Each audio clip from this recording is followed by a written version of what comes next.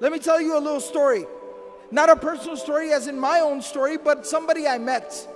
I was talking about this one time in the khutbah of Jumu'ah, Friday khutbah in a community in the States.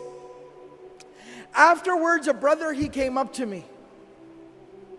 And you know, sometimes people just have that look in their eye.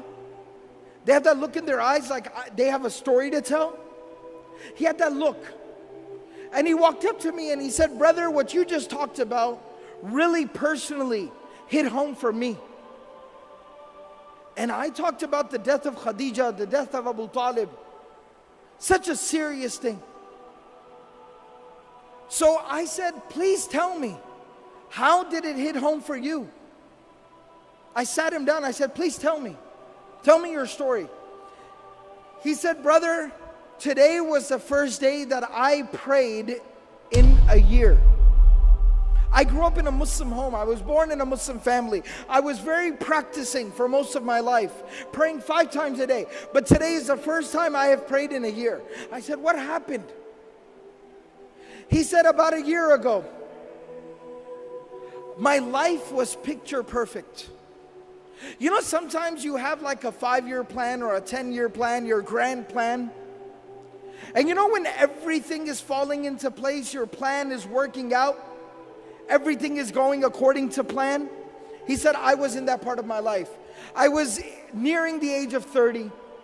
I had gone through college and medical school, working 2 jobs on the side. I had gotten married during that time, found the woman of my dreams, the love of my life. We had 2 beautiful small babies, children, 2 small children. I was in my medical residency, working 16 hours a day. And we were living in a small, tiny little apartment, not in a very good part of town. We had 1 car that was broken down. It kept breaking down every other day. It was very difficult. We were barely getting by. Years and years and years we got through, some way, somehow. I was now nearing the end of my medical residency. So I was starting to get offers from clinics and hospitals and doctors and groups. Very lucrative offers, 6 figures. 6 figures US, big deal. And things were starting to work out. I had not one but multiple offers on my desk. We had gone looking for nice homes so we could buy a house in a nice neighborhood, nice schools for our children. We went to the car dealership and we're looking at minivans and nice cars. Everything was working out. All our dreams were coming true. And he said, one day I came home a little bit earlier than scheduled. I walk into my house. I said, Salamu alaikum, practicing family. I said, Salamu alaikum, as the sunnah is. And nobody responded. I looked at the time, and it was usually the time my wife would put the kids down for a nap, their afternoon nap, and she would take a nap with them as well. So I said, let them sleep. I don't want to wake them up. I don't want to disturb them. So I went, I got some food, I sat down with my books, did some study, answered some emails. After a while, you know when kids, they wake up and they start to kind of fuss and make noise? I heard the kids from the room. The younger one was crying, the older one was talking, I could hear them. I got very excited, as a father does. Let me go, they're awake. It's fun time, family time.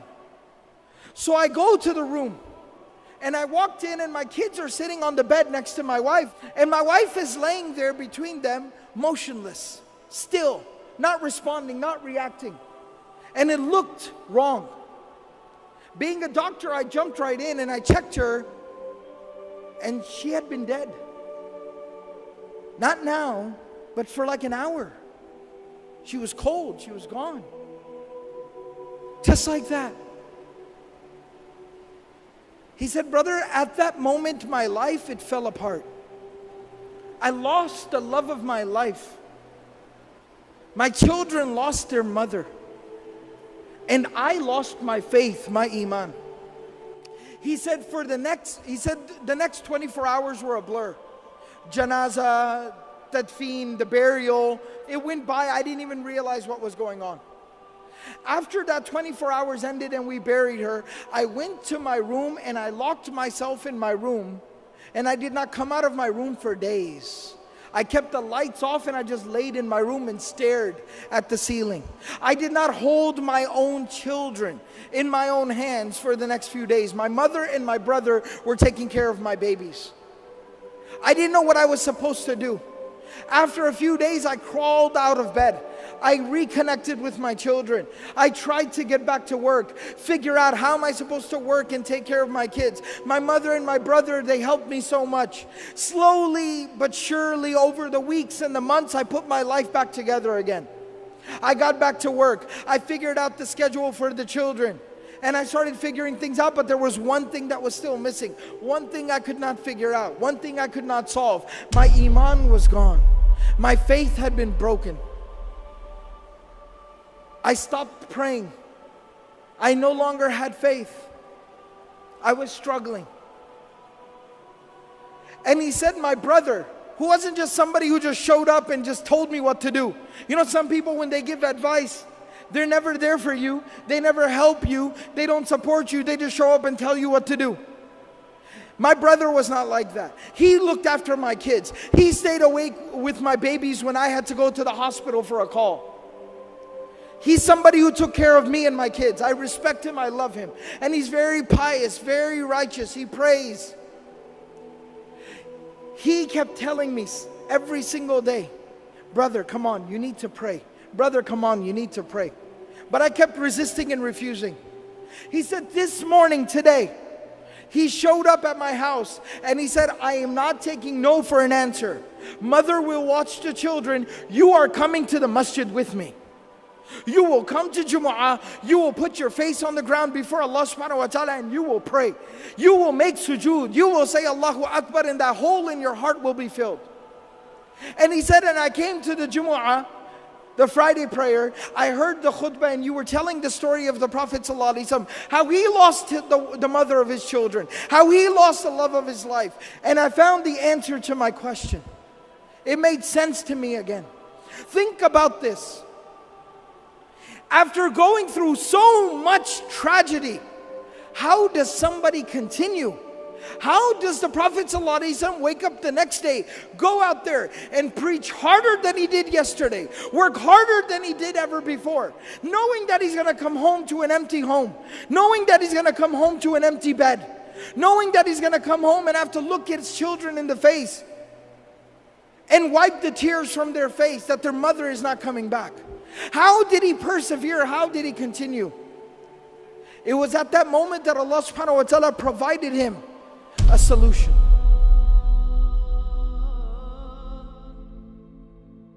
Allah subhanahu wa ta'ala took him on the most miraculous journey any human being has ever experienced. It is called the journey of Al-Isra wal-Mi'raj, the journey by night to Jerusalem, and then the ascension above the heavens. The journey by night to Al-Aqsa, and then the ascension above the heavens. And there he got closer to Allah subhanahu wa ta'ala than any creation of Allah has ever gotten. Even Jibreel alayhi salam stopped at Sidratul Muntaha and he said that you are to go forward from here. And there Allah subhanahu wa ta'ala gave the Prophet sallallahu alayhi wasallam a gift. And that gift was the 5 times daily prayer. And Allah subhanahu wa ta'ala told the Prophet sallallahu alayhi wasallam, difficulties will come. Adversity will knock your door. Tragedies will befall you. But every single time you fall, stand back up and say Allahu Akbar. Every single time you deal with a difficulty, say Allahu Akbar. Salah will heal your wounds. It'll solve your problems. It'll ease your difficulties.